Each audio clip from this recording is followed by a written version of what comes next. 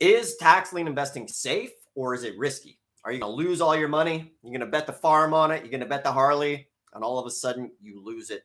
I know you, as a beginner tax lien or deed investor, there's always that uncertainty whenever you're getting into anything new. So that's why I want to take a few minutes here and I want to chat about, is it a risky business? What are you going to lose if you get into this business and you completely screw it up?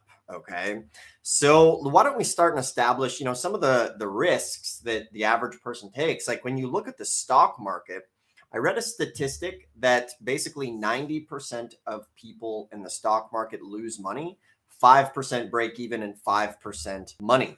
So you're kind of just gambling in that regard, but you have the illusion of control. Now, one of the things that I pride myself on is I like to invest in things where I have as much control as possible. And even in the worst case scenario, I can come out ahead of the game. Okay. And that's really one of the reasons why I like tax lien investing. And here's why. So, one of the nice things about tax liens is your investment is secured by real estate, kind of the same way the bank secures, like if you don't make your bank payment, the bank's going to take that property back. The asset is the collateral, right? So that is definitely nice, especially when you look at like crypto and a lot of the, NFTs and all this sort of stuff where people have, they thought they were on top of the world. Everybody was a crypto expert. And where are they now? Right? It's really just kind of gambling for the most part for most people. So with a tax lien, remember with a tax lien, you're not actually buying the property.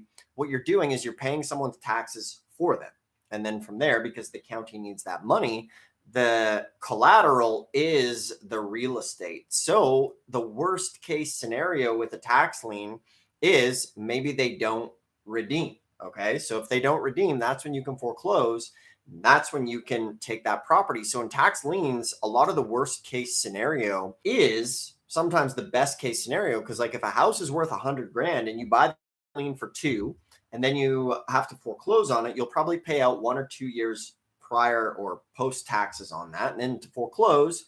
So with that, you're getting $100,000 house for a couple $1,000. Now, what are the odds on that, right? So tax liens are safe, secure, and predictable because 95% of the time they're going to redeem. So that means 1 in 20 liens is going to get you the home runs.